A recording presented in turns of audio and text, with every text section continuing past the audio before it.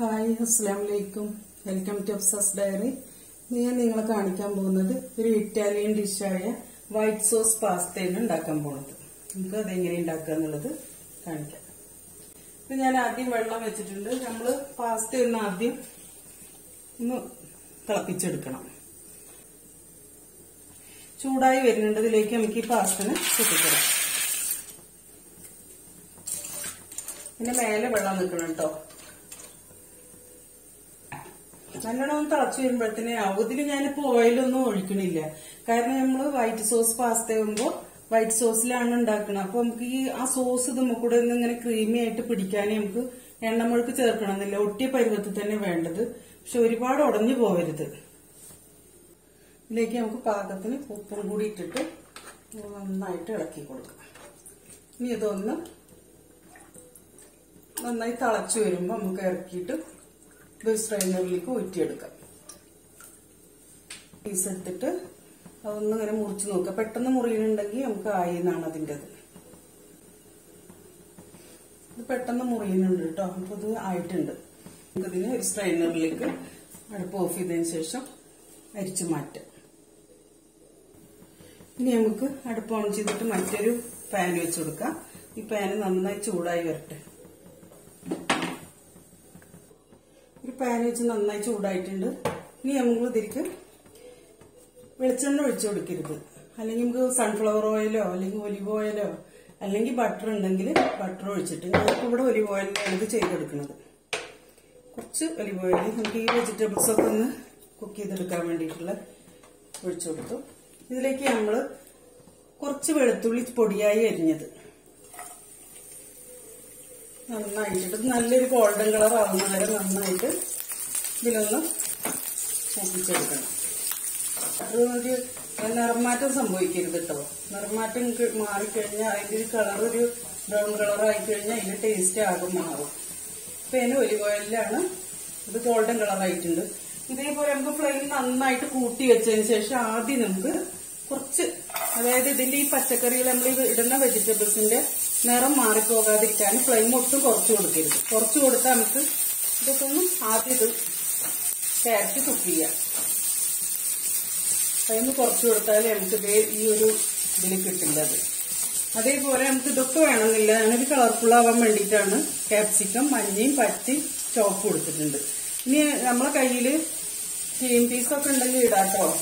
നമുക്ക് എന്താ ഇഷ്ടമുള്ള വെജിറ്റബിൾസ് നമ്മുടെ കയ്യിൽ എന്തൊക്കെ ഉണ്ടെങ്കിൽ അതൊക്കെ ഇടാം. ഞാനിപ്പോ ഉള്ളത് വെച്ചിട്ട് ഇതുപോലെ ചെയ്തെടുക്കുകയാണ്. നമുക്ക് ഈ ക്യാപ്സിക്കം ഒക്കെ തന്നെ ഈ ഫ്ലെയിം ഫുൾ ഫ്ലെയിമിലിട്ടാൽ നമുക്ക് ഇതേ നിറത്തിൽ തന്നെ നമുക്ക് ഇതിനൊക്കെ കിട്ടും. ഒക്കെ ഒന്ന് ചെറുതായിട്ട് കുക്ക് ചെയ്തെടുക്കാം. ഇതൊക്കെ ഇങ്ങനെ എല്ലാ കളറും വേണം. അല്ലെങ്കിൽ ക്യാപ്സിക്കം നിർബന്ധം അങ്ങനെ പച്ച മാത്രമായാലും കുഴപ്പമില്ല കേട്ടോ. ഇതിപ്പോ കിട്ടിയതുകൊണ്ട് ഇട്ടുകൊണ്ട് മാത്രമാണ്. നമ്മളിങ്ങനെ ഇല്ലാണ്ടെയും ചെയ്യും. നമ്മൾ വീഡിയോ എടുക്കുമ്പോൾ ഒരു കളർഫുൾ ആയിക്കോട്ടെ എന്ന് വിചാരിച്ചിട്ട് ചെയ്തു മാത്രം. ഇതില്ലെങ്കിലും നമുക്ക് ചെയ്തെടുക്കാം. ഇതില്ല വിചാരിച്ചിട്ട് ചെയ്യാതിരിക്കരുത്. നമ്മൾ ഈ വെജിറ്റബിൾസിലേക്കുള്ള കുറച്ച് ഉപ്പ്, അതുപോലെ തന്നെ കുറച്ച് കുരുമുളക് പൊടിയും കൂടി ഇട്ടിട്ട് നമുക്കിത് നന്നായിട്ടൊന്നും കൂടി ഇളക്കി കൊടുക്കാം. അപ്പോൾ നമ്മൾ ഈ പാസ്ത നമ്മൾ വേവിച്ചെടുക്കുമ്പോൾ അതിൽ കുറച്ച് ഉപ്പിട്ടിട്ടാണല്ലോ നമ്മൾ വേവിച്ചെടുക്കുന്നത്. അപ്പോൾ നമ്മൾ ഈ മസാല കൂട്ടുണ്ടാക്കുന്നതിലേക്കുള്ള ഉപ്പ് മാത്രം ഇട്ടാൽ മതി. അതിലേക്ക് കണക്കായിട്ടുള്ള ഉപ്പ് എരിവാണ് നമുക്ക് വേണ്ടത്. അപ്പോൾ ഇത് കുക്കായിട്ടുണ്ട്. ഇത് നമുക്ക് ഇനി ഇറക്കി വെച്ച് മാറ്റി വെക്കാം. ഇനി അടുത്തത് നമുക്കൊരു പാൻ വെച്ചിട്ട് പാന് നന്നായി ചൂടാവട്ടെ പറഞ്ഞാൽ നമ്മളിപ്പോ വൈറ്റ് സോസ് ഉണ്ടാക്കാനാണ്. ഇതിലേക്കുള്ള വൈറ്റ് സോസ് പ്രധാനപ്പെട്ട ഒരു ഐറ്റംസ് ആണ് വൈറ്റ് സോസ്. അപ്പൊ അതുണ്ടാക്കുമ്പോ നമ്മള് നല്ല കുറച്ച് വെച്ചിട്ട് വേണം. കാരണം പെട്ടെന്ന് ഈ മൈദമാവ് ഇട്ടിട്ടാണല്ലോ നമ്മൾ ഉണ്ടാക്കുക. അപ്പൊ അത് കരിഞ്ഞു പോയി അതിന്റെ കളർ മാറിക്കഴിഞ്ഞാൽ അതിന്റെ ടേസ്റ്റ് ആകെ മാറിപ്പോകും. അപ്പൊ ഇതിലേക്ക് ഞാനൊരു 2 ടീസ്പൂണ് ബട്ടറിന്റെ ആവശ്യമുണ്ട്. ഞാൻ അതിന്റെ ഒരു പീസ് ബട്ടർ ഇട്ടിട്ടുണ്ട്. അപ്പൊ നല്ല ഫ്ലെയിം കുറച്ച് കൊടുക്കണം. ഇതിന്റെ നിറം പെട്ടെന്ന് മാറിപ്പോകും. അപ്പൊ നല്ലോണം ശ്രദ്ധിച്ചിട്ട് വേണം. അത് നമുക്ക് നന്നായിട്ട് മെൽറ്റായി വരട്ടെ. ഈ മഞ്ഞ കളർ മാറിയിട്ട് വേറൊരു ബ്രൗൺ കളറായി വന്നാൽ ഈ ബട്ടർ ഇട്ടതിന് കാര്യമില്ലാതെ കേട്ടോ. പിന്നെ ബട്ടർ ഇല്ലെങ്കിൽ, ബട്ടർ ഇടുമ്പോൾ ടേസ്റ്റ് ആണ്. ബട്ടർ ഇല്ലെങ്കിലും നമുക്ക് സൺഫ്ലവർ ഓയിലും നമുക്കിത് ചെയ്തെടുക്കാം. ഞാൻ പറയണ എന്താ വെച്ചെങ്കിൽ ബട്ടർ ഇല്ലാച്ചിട്ട് ടേസ്റ്റ് ഉണ്ടാവില്ല വെച്ചിട്ട് ചെയ്തെടുക്കാതിരിക്കരുത്. ഫ്ലെയിം നന്നായി കുറച്ചിട്ട് ഇതിലേക്ക് നമ്മൾ 2 സ്പൂണ് മൈദമാവാണ് യൂസ് ചെയ്യുന്നത്. 2 സ്പൂൺ മൈദമാവ് ഇത് ചേർത്ത് നമുക്ക് നന്നായിട്ട് ഇതിനെ മൂപ്പിച്ചെടുക്കണം. നന്നായിട്ട് 1 സ്പൂണ് മൈദക്ക് ഒരു സ്പൂണ് ബട്ടറാണ് ചേർക്കുക. അപ്പൊ നമ്മളിത് 2 സ്പൂൺ മൈദ ചേർത്തിട്ടുണ്ട്. അപ്പൊ 2 സ്പൂണോ ബട്ടറും ചേർത്തിട്ടുണ്ട്. ഇതിനൊന്ന് നല്ലൊരു സ്മെല്ല് വരാണ്ട് അതുവരെ നമുക്ക് ഇതിന് നന്നായിട്ട് വഴറ്റി കൊടുക്കണം.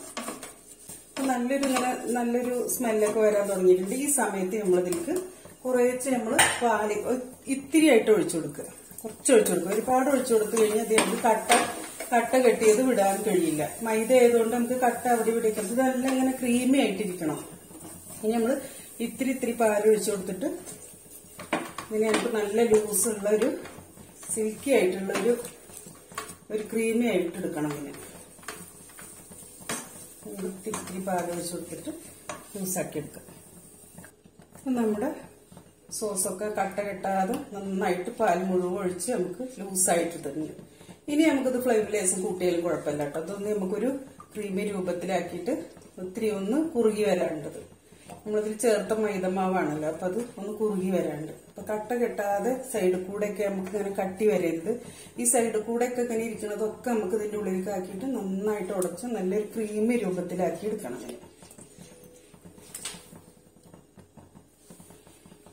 നന്നായിട്ട് ഇതൊന്ന് കുറുകി വരണം. നമുക്ക് ഫ്ലെയിം ചെറുതായിട്ടൊന്ന് കൂട്ടി കൊടുക്കാം. ഇപ്പൊ അടി പിടിക്കരുത് ഒരിക്കലും. ഇത് നമുക്ക് ഇതിന്റെ ടേസ്റ്റ് ഒക്കെ മാറിപ്പോവും. നമ്മളെപ്പോഴും ഈ സോസ് ഉണ്ടാക്കുമ്പോൾ നന്നായിട്ട് ഫ്ലെയിം കുറച്ച് വെച്ചതിന് ശേഷമാണ് നമുക്കിത് ചെയ്യാൻ പറ്റുള്ളൂ. ഇനി മൈദമാവല്ലേ, നമുക്ക് നല്ല പണി കിട്ടും.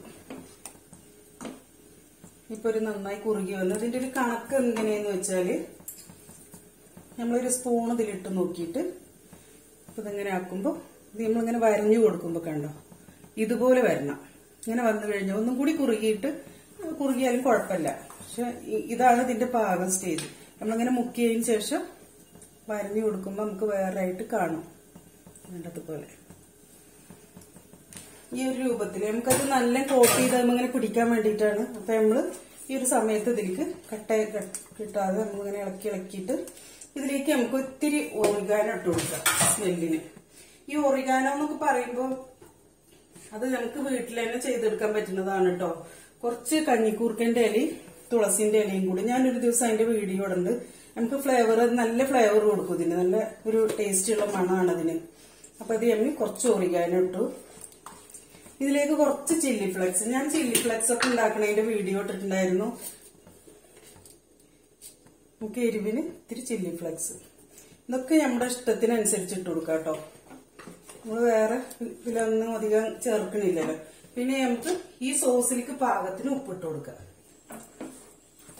നമുക്കിതൊന്ന് ഉപ്പ് നോക്കാം. കുറച്ച് ഉപ്പിന്റെ കുറവുണ്ടായിരുന്നു, അതും കൂടി ഇട്ടിട്ടുണ്ട്. ഇനി നമ്മൾ ഇതിലേക്ക് കുറച്ച് കുരുമുളകും കൂടി ഇട്ട് കൊടുക്കാം. നമ്മളിതിലേക്ക് മസാല കൂട്ടിയപ്പോ അതിൽ ഇട്ടിട്ടുണ്ടായിരുന്നു. അപ്പൊ ഇനിയിപ്പോ നമുക്ക് ഇതാണ്ടോ പാകം കുറുക്കൊക്കെ പാകമായിട്ടുണ്ട്. ഈ സമയത്ത് നമുക്ക് ഇതിലേക്ക് നമ്മുടെ പാസ്ത പൊട്ടിക്കൊടുക്കാം. വെള്ളമൊക്കെ വറ്റിച്ചു വെച്ച പിന്നെ നമുക്ക് ഇതിലേക്ക്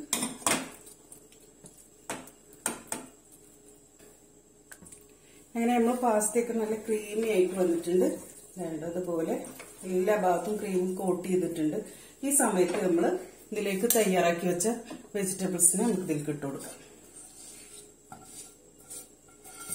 ഇത് നന്നായിട്ട് മിക്സ് ചെയ്തെടുക്കാം. ഇനി നമ്മളിത് ചൂടൊക്കെ നല്ല ആറി വരുമ്പോ നമുക്കിത് കട്ട പിടിച്ച് തോന്നുകയാണെങ്കിൽ നമുക്ക് ലേശം കൂടി പാല് ലൈറ്റ് ചൂടാക്കിയിട്ട് പാല് തിളപ്പിച്ചാറിയ പാലിനൊന്ന് ലൈറ്റ് ചൂടാക്കിയിട്ട് നമുക്ക് ചൂട് പാല് ഒഴിച്ചു കൊടുത്തിട്ട് ഒന്ന് ലൂസാക്കി എടുക്കാം.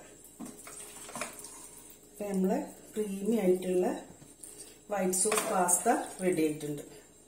ഇറ്റാലിയൻ ഡിഷാണെങ്കിലും നമുക്കും ഇതിന്റെ ടേസ്റ്റ് ഒക്കെ ഒന്ന് അറിയണ്ടേ.